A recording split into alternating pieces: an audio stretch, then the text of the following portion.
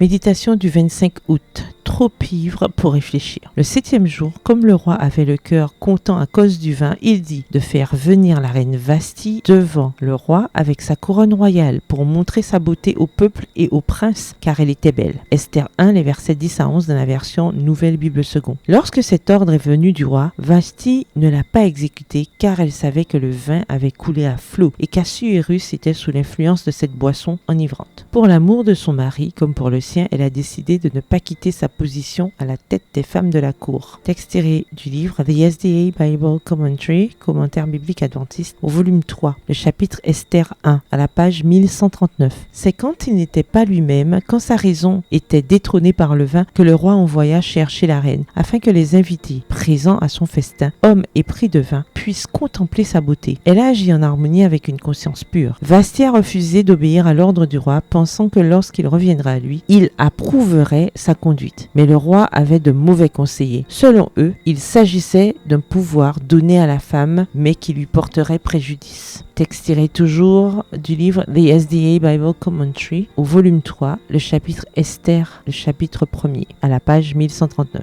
Quelle que soit leur fonction, les êtres humains sont responsables devant Dieu. Le grand pouvoir exercé par les rois les conduit souvent à une exaltation du même poussée à l'extrême. Et les vœux sans valeur faits pour promulguer des lois qui ne tiennent pas compte des lois supérieures de Dieu conduisent à une grande injustice. L'indulgence telle que décrite dans le premier chapitre d'Esther ne glorifie pas le Seigneur. Néanmoins, Dieu accomplit sa volonté même à travers des êtres humains qui trompent les autres. S'il n'étendait pas sa main pour les retenir, d'étranges choses se présenteraient. Mais il pousse les esprits humains à accomplir son dessein, même si celui qu'il utilise continue à suivre de mauvaises pratiques. Et il exécute ses plans à travers des êtres hommes qui ne reconnaissent pas ses leçons de sagesse. Il tient dans sa main le cœur de tout dirigeant terrestre pour l'orienter dans la direction qu'il veut, comme il oriente les eaux d'un fleuve. Texte tiré toujours du livre The SDA Bible Commentary, le chapitre Esther 1 au volume 3 à la page 1139.